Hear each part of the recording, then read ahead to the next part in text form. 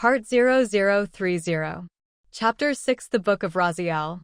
Magical Explorer. Reborn as a side character in a fantasy dating sim. Ru Sakura's perspective. Iori Hijiri, his friends, and the people who sought to protect me teleported away one by one.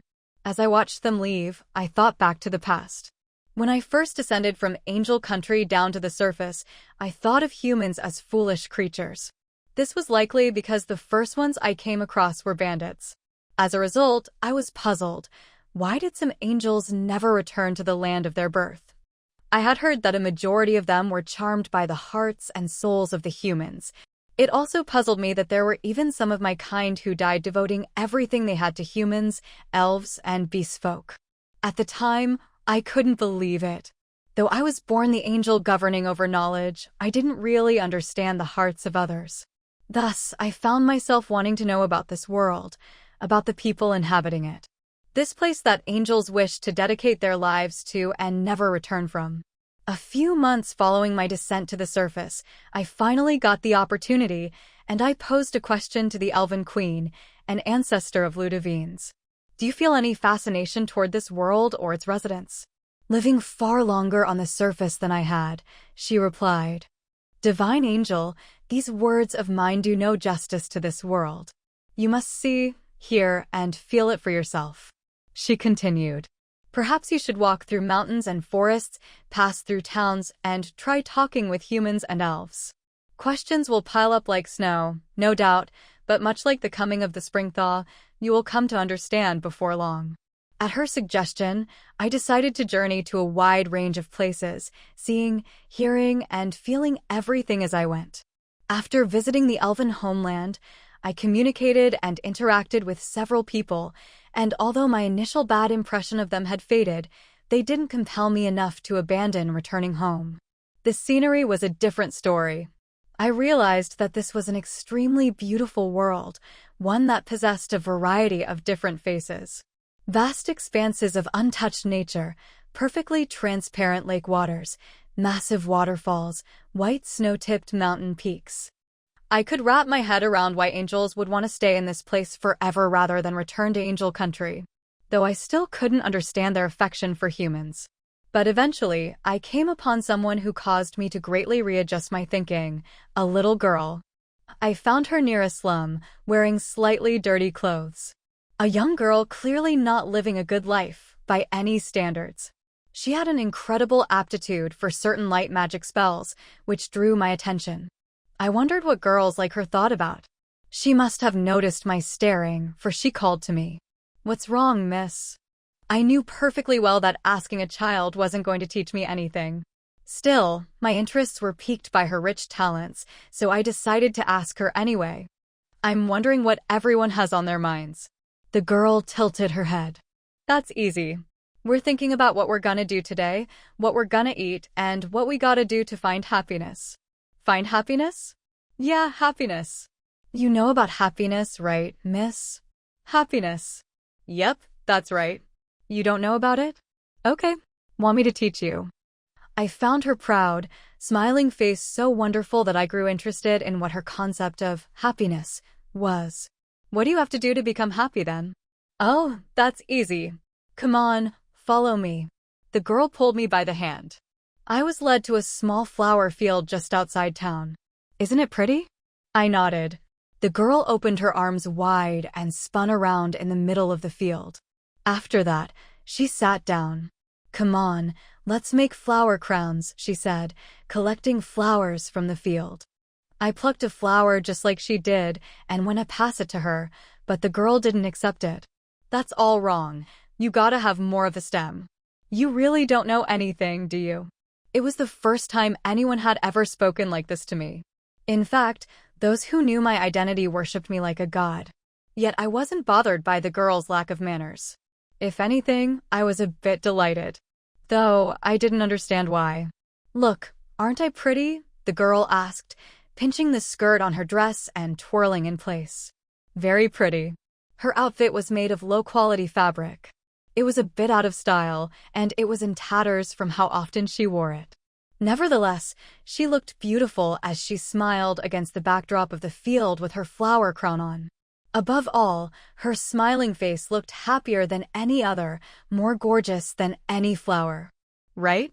It makes me really happy to be called pretty. I watched her joyfully take the flower crown off her head in delight. Then, in a surprising turn of events, she held it out to me. Huh. I got to be pretty, so now I'm happy. It's your turn to be happy next. The moment I took the flower crown from her, I was able to grasp, albeit vaguely, what happiness was to this girl. Just like her, I spun around in place. Am I pretty too? You're not too bad. Not as pretty as me, of course. That was the first time I really laughed from the heart. By the way, miss, I haven't really seen you around here before. Where are you from? I worried for a moment about how I was supposed to answer her. However, I decided to come out and tell her everything. I'm keeping it a secret from everybody, but the truth is, I'm actually an angel. An angel? Like one of those angels? I don't know what one of those angels are, but yes, I am an angel. But you don't have any wings, though, she replied as she walked around behind me. I normally keep them hidden, I said to her, before materializing my wings to show her. The girl's eyes sparkled with delight, and she immediately touched them without a moment's hesitation. They're so silky and fluffy and pretty. Oh, just how pretty are they? The girl spread out her arms wide, but then she seemed to remember something and put them down. She then made a show of putting her hand up to her chin. They're really pretty, sure, but not as pretty as me. This was what made me grow to love this world even more. It was also the moment that made me come to appreciate my wings. I must have been laughing too much as the girl, who would go on to be called the founding saint, got a little upset. I never would have imagined how much her personality would change when we reunited sometime later. Then I made a promise with her. A concise, yet solemn vow. After that, I was filled with the desire to do something for this world and the people I had grown to love, so I created a book. Later on, it would come to be known as the Book of Raziel, after my own name. I created the tome to protect the world and humankind, and it was filled with all the knowledge at my disposal. I also incorporated magic into it, so that it would develop independently. In the end, the tome grew exactly as I wished, becoming something greater than myself.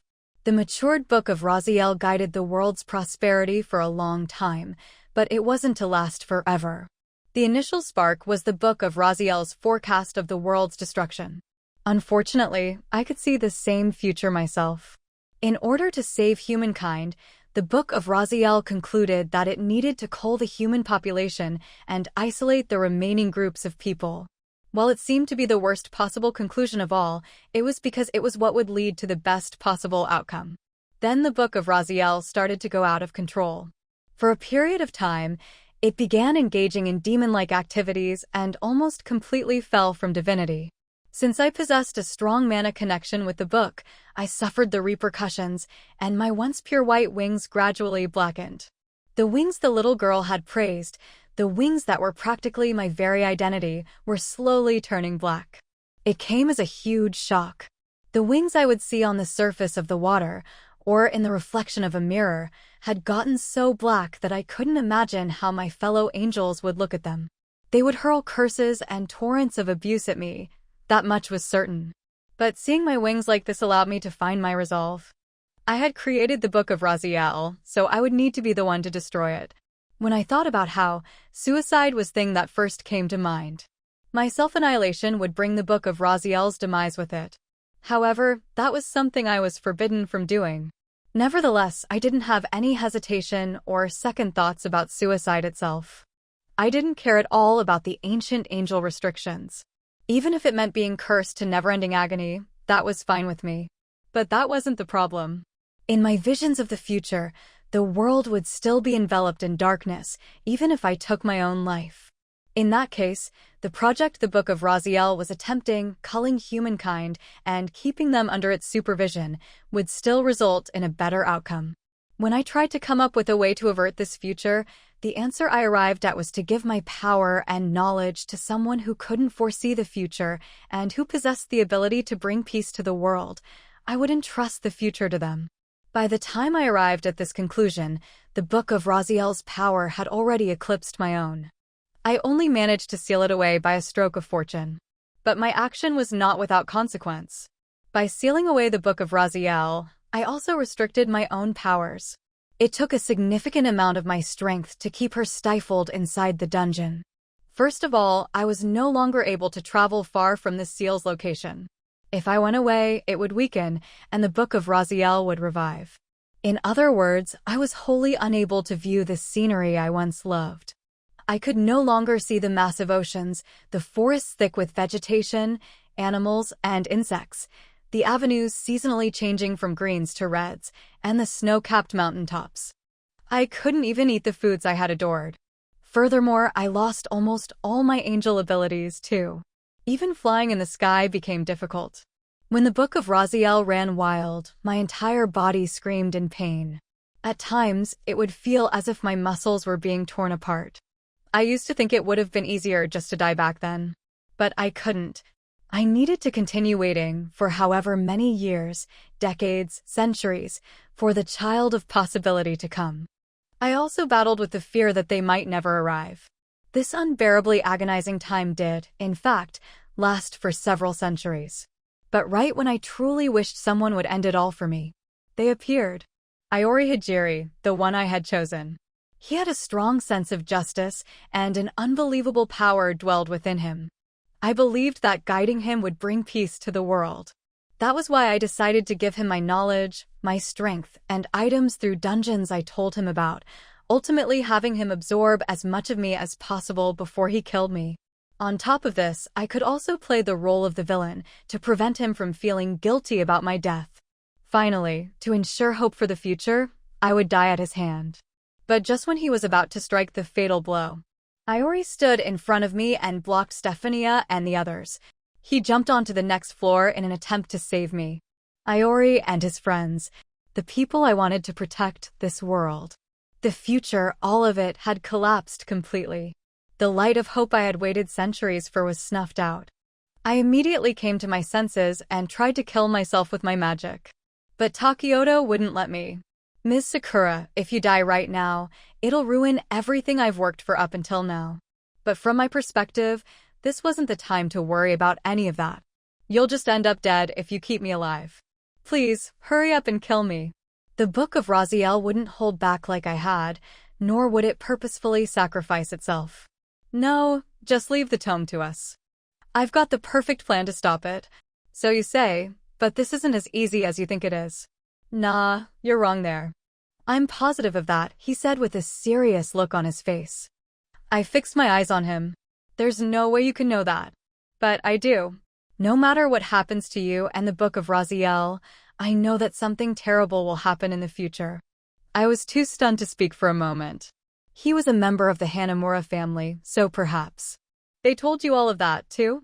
He sadly shook his head. Truth is, I mentioned the Hanamura family earlier, but I haven't asked Marino, Sis, or any of my relatives about this. Then how? I know a lot more than that, too. You might not believe it, Ms. Sakura, but I know all about you, and a number of possible futures, too. What are you talking about? I'm also aware of the way this world will go from here. At this point, I know that you don't actually care about the angel restrictions at all and could easily kill yourself if you wanted, along with the reason why you haven't yet. Well, why's that then? I asked. You asked me before, didn't you? If I liked this world. I suddenly recalled that time before. Nanami and Yukine had been with him as well. Takioto had known what I was doing. At the time, I was going to put my plan into action, but I put it on hold after he told me to wait. That's why I'm selfishly trying to save you. If that's the case, then let me die. Nope, I won't. I'd be sad if you were gone, and Iori and the others would be too. More importantly, though, I'd lose the whole reason for my existence, he said before brushing off the tentacle fragments clinging to my clothes with his hand. I know that the Book of Raziel has been hiding and building up power, along with the fact that there's a hidden path inside this dungeon. I've already put a strategy in motion to address this. He patted off the dust and dirt clinging to me. Then he stared hard into my eyes, wearing a solemn expression. I'm going to protect you, Ms. Sakura, along with the future of the world. So please, lend me your strength, he said, taking my hand. I promise I will defeat the Book of Raziel and bring you happiness. Please believe in me. I could feel all the feelings that had built up in me thus far, centuries worth of pent-up emotions, threatening to explode out of me. Takioto's words clamped down like a vice on my heart, shaking me to the core. Tears welled in my eyes. But I couldn't let myself cry. Besides, it was a little frustrating to think that a centuries-old angel could be brought to tears by a kid who had yet to see his 20th birthday. That, and for some reason, I didn't want to show myself looking weak. I certainly didn't expect to get proposed to at a time like this. I settled on my comeback. Obviously, I knew it was just a poor choice of words on his part. The boy looked flummoxed.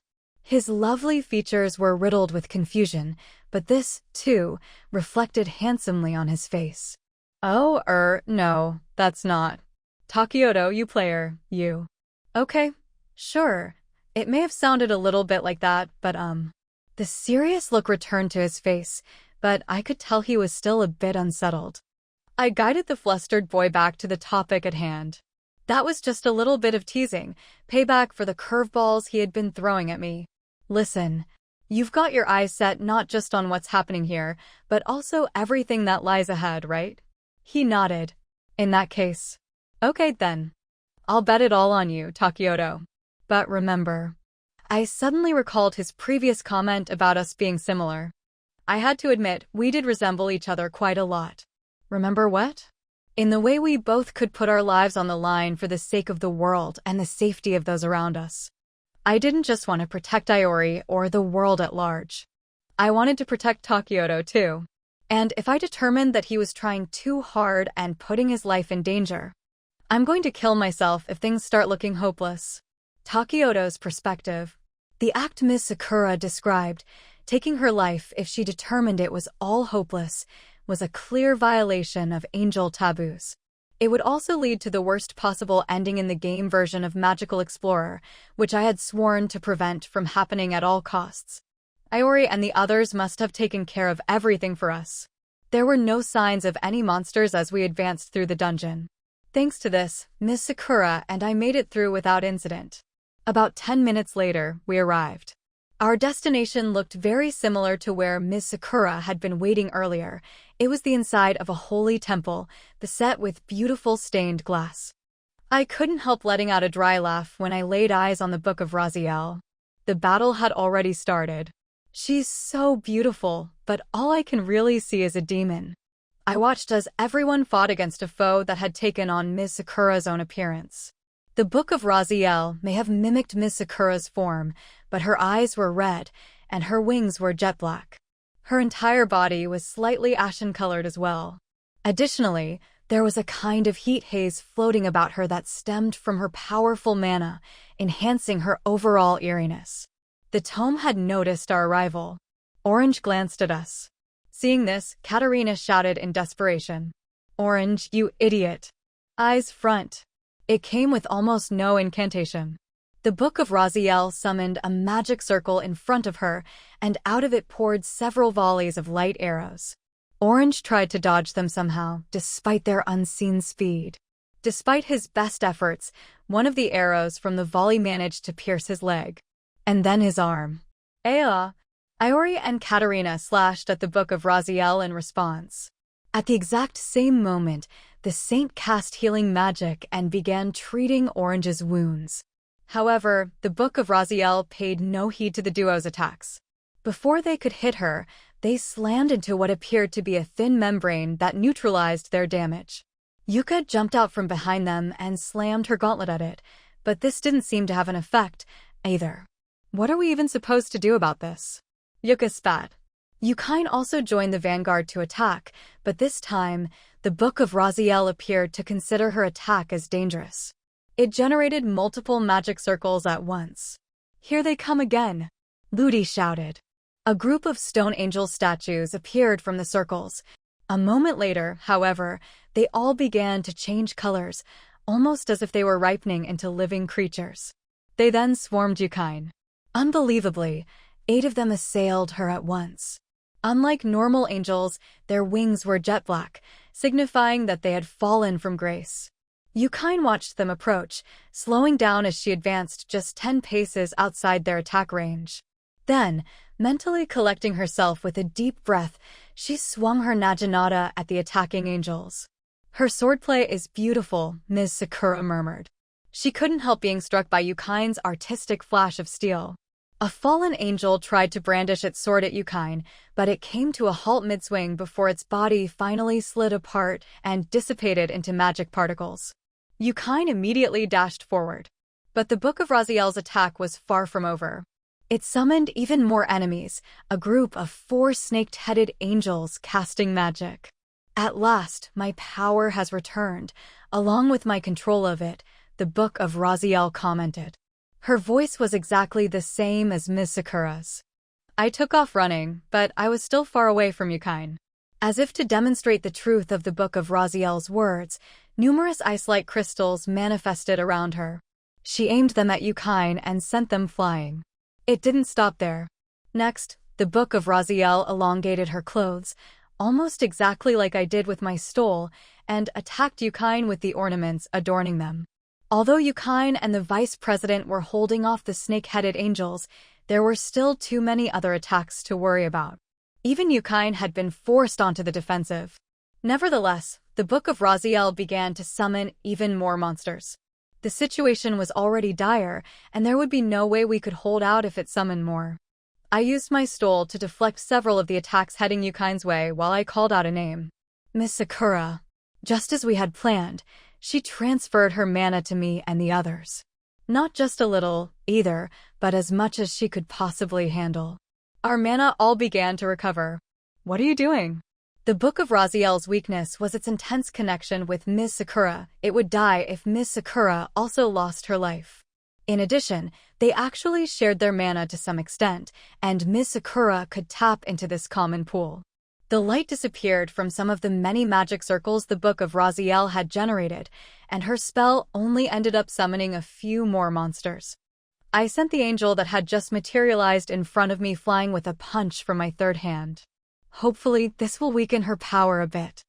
I had wanted to persuade Ms. Sakura to help us not only to stop her suicide, but also to limit the mana available to the Book of Raziel.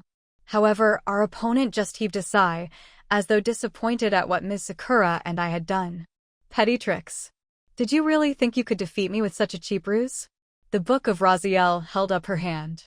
When she did, a magic circle formed, and several books appeared from within it. "Your dirty tactics won't work on me." The vice president gulped at the sight. "Looks like she has mana stored in those books," she murmured. The tomes Ms. Sakura and the Book of Raziel possessed were unique, capable of both storing and enhancing mana. Normally, just managing one of these books would have put a tremendous strain on the mind, so manipulating many at a time was unfathomably difficult. However, as upper-ranked angels and angels of knowledge, this came easily to both of them. The Book of Raziel drew one of the tomes to her, extracting mana from it as she cast her spell. Then a truly innumerable host of angels appeared. To prepare for our next move, Yukine and I returned to where Nanami and the others were fighting. When we did, Nanami flatly addressed me. "The fallen angels' numbers are still swelling. I'd say things here are as critical as Mizru Ija on a revolving line of credit." "Damn, now that's an emergency.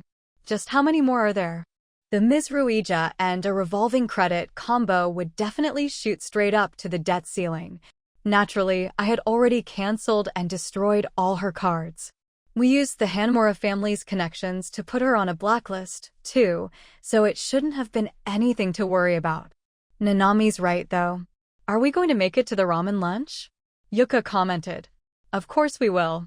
Though, they better have marinated eggs and extra noodle servings ready for us, or it certainly won't be worth all this," Ludi replied, prompting Yukine to smile.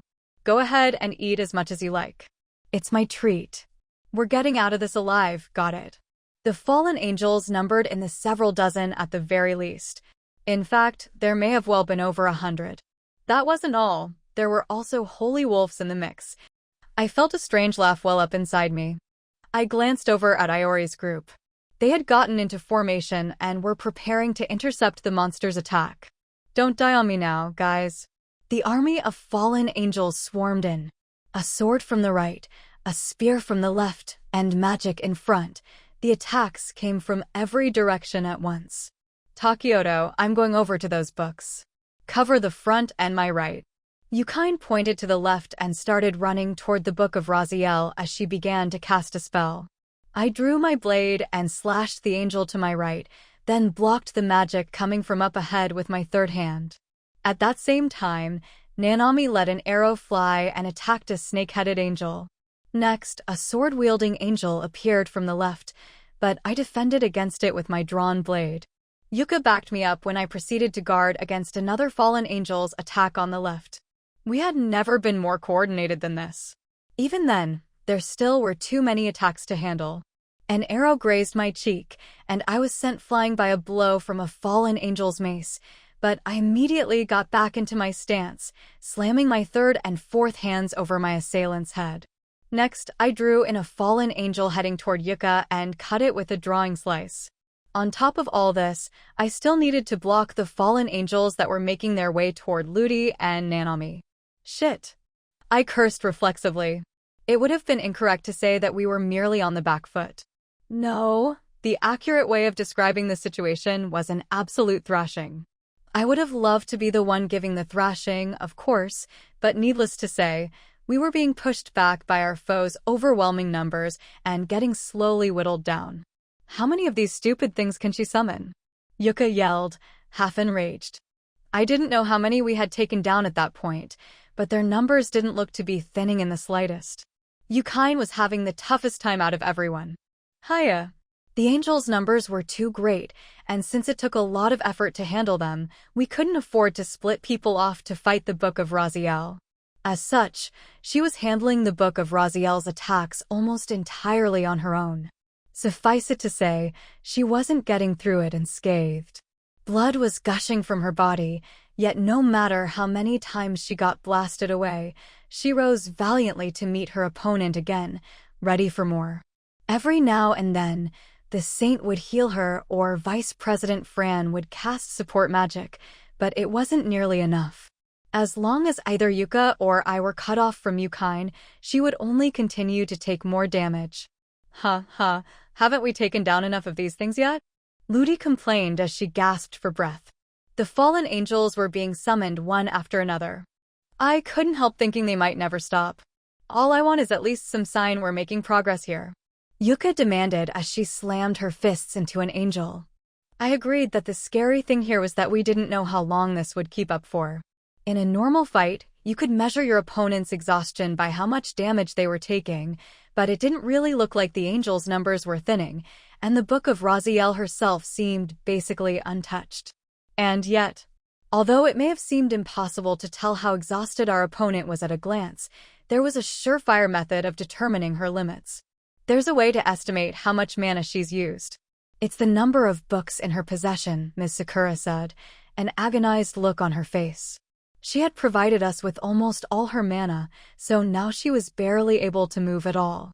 And whenever her mana recovered a little, she would immediately use it to cast some sealing magic and restrict the Book of Raziel's movements. That being said, I had made sure to provide her with magic sigil stones and angel-capturing items so she could defend herself and provide some degree of backup for Ludi and the others. Now that you mention it, the number of tomes has dwindled. At the beginning of the fight, there had been too many books to count, but now the number of tomes had dropped into the just barely countable range. However, I could see we were reaching our limits. Iori, Orange, Katarina's voice echoed to where we were. It looked like an angel had been summoned right next to the pair and landed a clean hit on the two of them. Vice President Fran and Nanami immediately moved to support them, and the saint was quick to follow with healing magic. Though Stephania was standing the farthest back from our enemies to focus on healing, she might have actually had the most intense job of us all. An extraordinary amount of sweat poured down her face. It was clear her mana was reaching its limits. Ms. Sakura was sucking up an excessive amount of mana from the Book of Raziel and sending it the saint's way, but even then, she was beginning to run dry. I called out Stephania's name and threw my item bag at her. There were a number of mana recovery items inside, but how long were they going to hold out? I lost track of time after that. The repeating cycle of being hit with attacks and getting healed over and over again had reduced all our clothes to tatters. However, the tomes surrounding the Book of Raziel had been culled down to an amount you could count on one hand. If we get rid of all those books she has, will her mana run out? She herself should still have some left over, but it won't be very much, Ms. Sakura replied to Ludi's question. The end's in sight, Orange said before slashing through a nearby fallen angel. Right after we excitedly pumped ourselves up for a final push, the Book of Raziel let out a sad sigh. Is this really all you're capable of? The disheartened angel spoke matter-of-factly. Did you think those were the only books I prepared for this? Fortunately, time was the only thing I had in abundance. Readying them all was an easy feat. I couldn't help but smile as she spoke. Is something amusing? Go ahead and bring them out here then. If you can, that is. If you're so eager to die, I'll happily oblige you. At my words, the Book of Raziel immediately went to activate a magic circle, but nothing happened. Even when she tried again, there was no reaction. She glared at us. What's going on? I mean, a room gets all stuffy if you pile up a bunch of old books in it, right? What is the meaning of this? It's simple. I figured that might happen, so I disposed of them all. It had been an essential element for our victory. Magic books showed up during her second phase, too. More than double what we just went through? No thanks, that was definitely going to be impossible to deal with. When I said this, the Book of Raziel looked at me with surprise. How? You need a device to get to the chamber where I store my tomes. More importantly, there should have been a guardian protecting it. True, there was a guardian there. A fairly strong one at that. That was why I decided to throw the Academy's most powerful student at the thing. Though, that was also why we were in such dire straits here. All right then, now that the Book of Raziel was unsettled, this was our chance. Putting my third hand out in front of me to block her attacks, I tried to step into her melee range. However, she wasn't going to let me. The ornaments on her clothing stretched out and flew toward me. Despite my attempts to deflect them with my third and fourth hands and forge ahead, the Book of Raziel's spell activated before I could reach her. Spears of light closed in on my stomach. I tried to layer both my third and fourth hands in front of me to divert them, but it was futile. I was pushed back. I can't possibly imagine what gambit you pulled to do that. But so what? There is still no chance I will be beaten here. I still have tricks left hiding up my sleeve as well.